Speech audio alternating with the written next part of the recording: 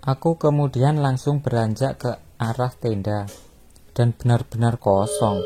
Akhirnya aku berkeliling di sekitar pos 3 untuk mengecek mereka.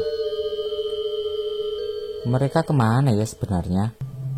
Bisa dipastikan di sekitar pos 3 itu mereka tidak ada.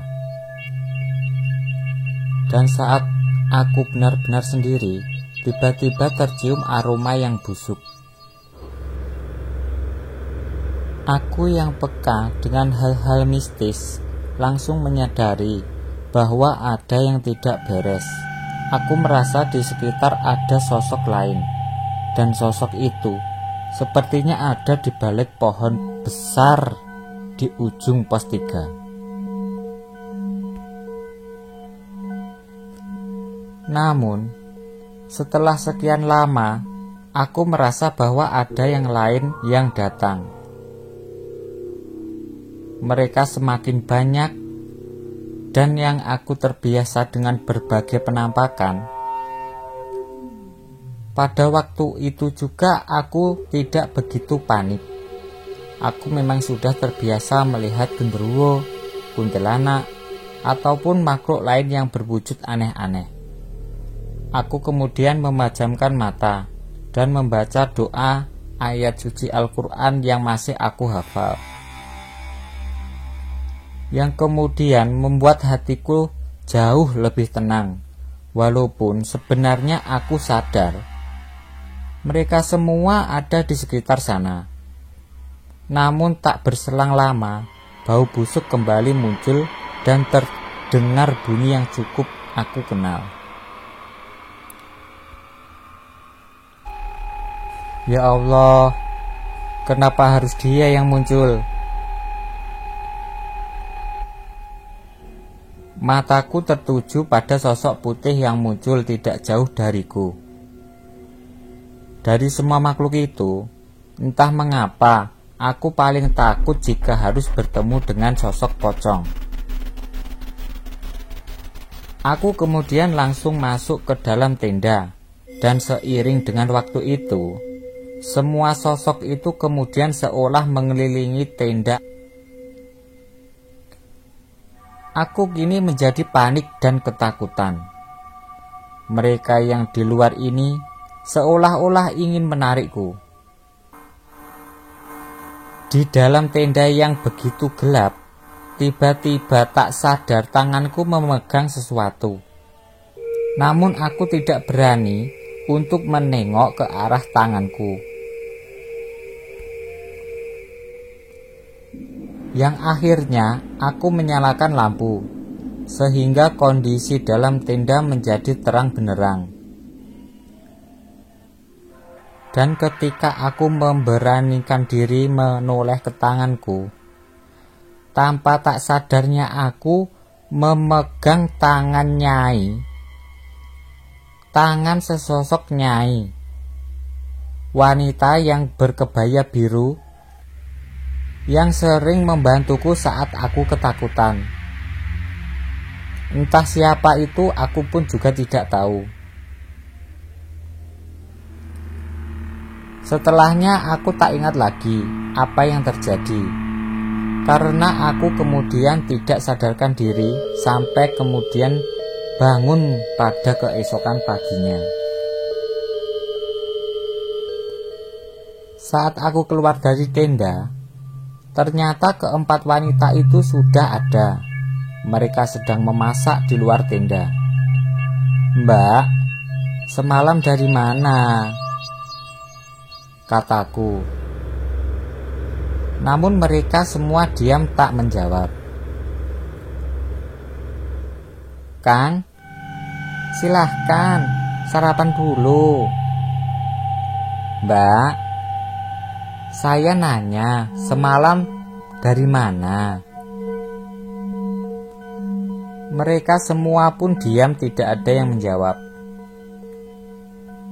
Karena pada saat itu aku memang sedang lapar, aku pun langsung makan makanan yang mereka masak.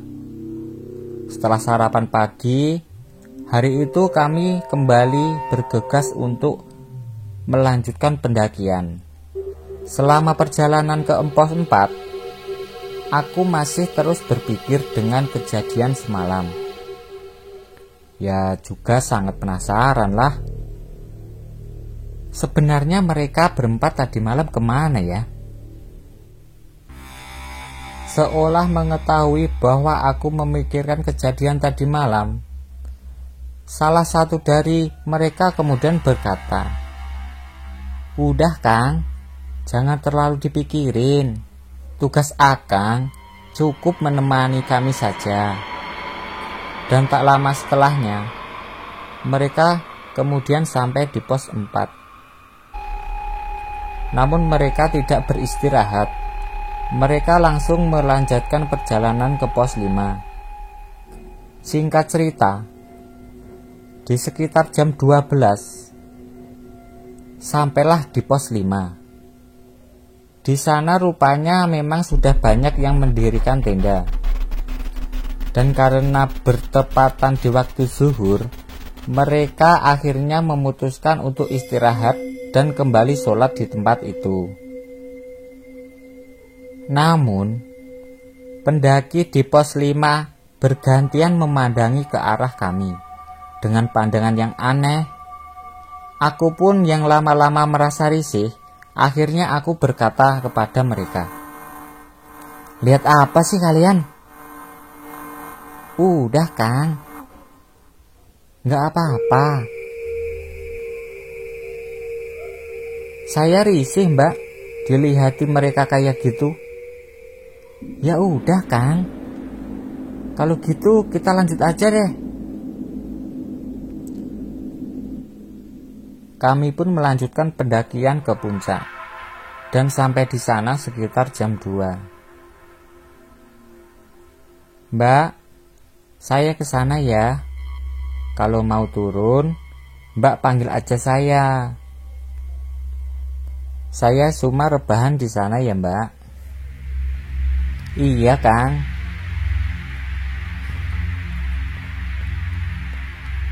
Aku kemudian mencari tempat untuk bersantai, kemudian rebahan sambil aku mengeluarkan sisa makanan di tasku.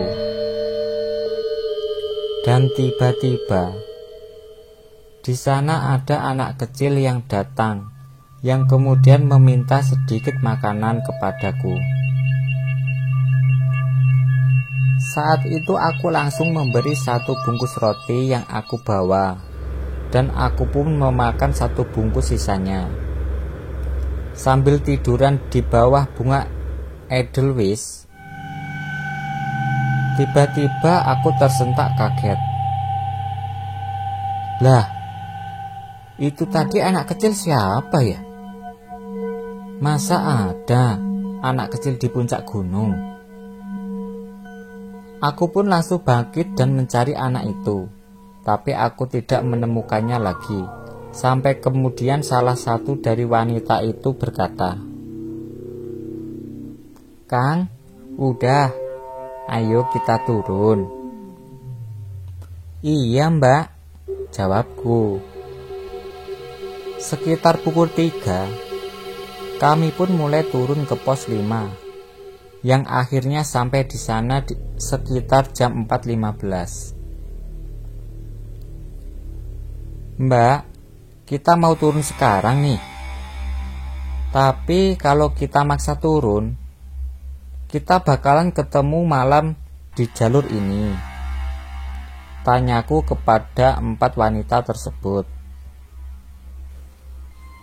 "1 malam lagi deh Kang di sini." "Oh iya Mbak." Di pos 5 itu ada sebuah tenda. Aku mendirikan tenda yang tidak jauh dari tempat itu. Aku berharap semoga kejadian semalam tidak terulang kembali. Begitu tenda berdiri, langsung masuk ke dalam tenda. Sementara aku kemudian pergi ke arah tenda berseberang untuk kemudian ngopi bareng sama mereka dan berbincang-bincang. Aku pun disambut dengan baik dan akhirnya nongkrong bersama mereka. Salah satu dari mereka berkata, "Mereka teman-teman Akang ya?"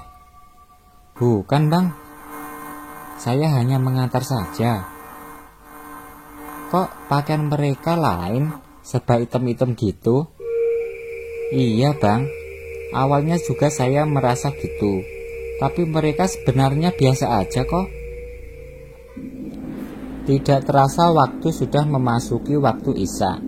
Salah satu dari wanita itu memanggilku untuk melakukan sholat berjamaah. Setelah selesai sholat berjamaah, mereka kembali masuk ke dalam tenda dan menutup tenda itu rapat-rapat. Ketika aku melihat ke arah seberang, ternyata mereka semua sedang bersiap-siap mengemas barang. Dan tak lama mereka pun berpamitan kepadaku untuk turun duluan, karena besok pagi-pagi mereka ada acara. Pun aku kembali mendekati tenda itu dan mengambil makanan yang tersisa di tasku. Yang sempat juga aku untuk menawari keempat wanita itu, namun sama sekali tak ada jawaban. Dan tiba-tiba, "Kak, minta makanannya kak." Ternyata itu adalah anak kecil yang bertemuku di puncak. Anak kecil itu sudah jongkok sambil kemudian menjalurkan tangannya meminta sesuatu dariku. Aku kemudian mengeluarkan setengah batang coklat dan memberikan kepadanya. Tapi belum sempat anak itu menerimanya, dia tiba-tiba lari ketakutan sambil berteriak, "Takut, takut, aku takut." Aku refleks langsung menengok ke arah belakang. Dan di belakangku ternyata sudah berdiri sosok yang sangat besar. Aku pun tidak bisa melihat dengan jelas apa sosok itu karena kondisinya yang sangat gelap.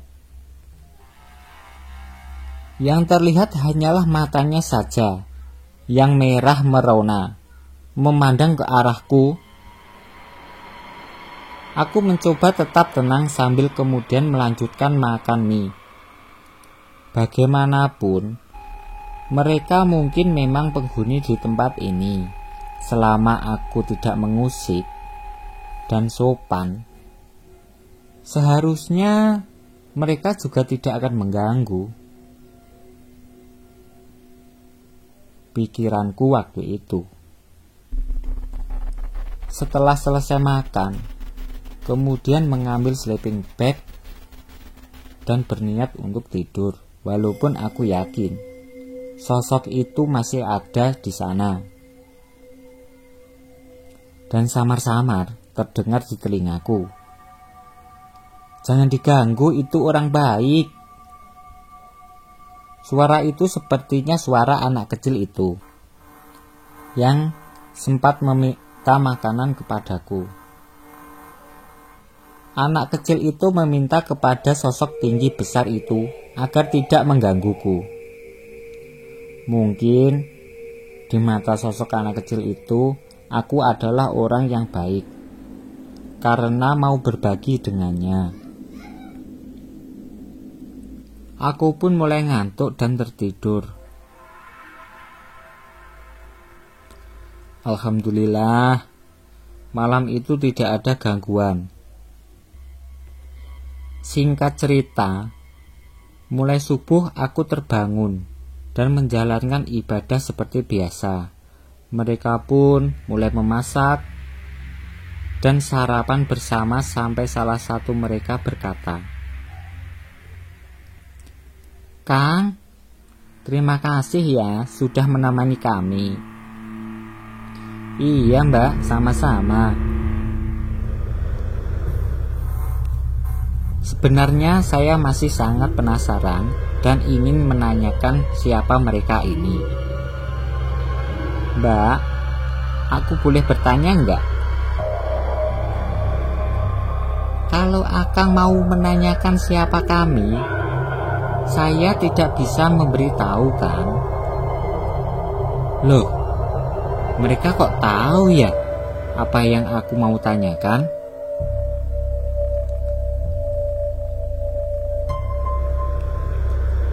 Semua barang dan peralatan sudah dikemas, kami pun melanjutkan perjalanan turun. Mereka berjalan dengan sangat cepat. Sesampai-sampainya, aku kewalahan untuk mengejarnya. Alhamdulillah, sampai perjalanan turun gak ada hal-hal yang aneh, kata dalam hatiku. Sekitar jam 1 siang, kami pun tiba di base camp. Sesampai di sana, mereka pun memberi semacam dompet kecil yang berwarna hitam. Salah satu dari wanita itu berkata, "Terima kasih Kang, sudah mengantar kami. Kami merasa sangat senang. Ini Kang, hitung-hitung hadiah dari kami. Mohon diterima ya." Aku pun menerimanya dan berterima kasih kepada mereka. Lantas aku membersihkan diri di kamar mandi dan mereka masih duduk di luar. Namun, ketika aku kembali, mereka semua sudah tidak ada. Di situ hanya Mang Adang. Masih ingat kan siapa Mang Adang? Mang Adang adalah temanku yang menjaga base camp. Mang Adang. Tahu 4 perempuan yang di sini tadi enggak, Mang? Dari kemarin kamu ngomong perempuan terus. Perempuan yang mana sih, Dim? Tadi ada 4 perempuan yang duduk di sini. Baru aja turun dari puncak sama saya. Gak tahu ah. Dari tadi gak ada siapa-siapa. Aku lihat kamu turun dari atas cuma sendiri kok. Oh iya Dim, kemarin pagi si Indra telepon nanyain kamu. Aku ngomong kalau kamu naik sendirian. Lah, kok sendirian sih Bang? Aku bareng sama 4 perempuan kok. Itu malah Indra yang nyuruh buat antar mereka. Ya udah deh Bang, aku pulang dulu ya. Capek banget nih badan. Assalamualaikum. Singkat cerita, aku pun sampai di rumah. Langsung ngecas HP dan kemudian mencoba menyalakannya. Klunding. Pesan SMS langsung masuk. Dan betapa terkejutnya aku ketika pesan yang masuk dari Indra. Pesan itu berbunyi, "Dim, komunitas 4 perempuan yang mau naik ke puncak gak jadi mendaki. Mobil yang mereka tumpangi kecelakaan." Hah? Apa? Akhirnya pun aku segera menelepon Indra. Dan aku menceritakan sudah mengantar 4 perempuan berhijab naik ke puncak. Dan kalau memang rombongan itu kecelakaan, lalu siapa yang aku antar ke puncak tadi malam? Setelah itu, aku menutup telepon dan teringat dompet yang diberikan dari ke-4 perempuan itu yang aku simpan di dalam tas. Aku pun penasaran dan segera mengambilnya. Dan ternyata dompet tersebut berisikan sejumlah nilai uang yang sangat banyak bagiku. Dan benar-benar itu uang nyata. Tadinya sih aku nggak percaya. Setelah aku pegang-pegang dan salah satu dari uang tersebut aku bakar, ternyata aku baru sadar dan yakin itu benar-benar uang yang asli. Alhamdulillah ya Allah.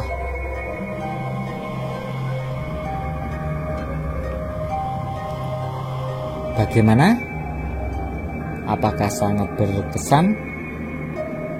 Itulah kisah yang bersumber dari Mas Dimas Dom.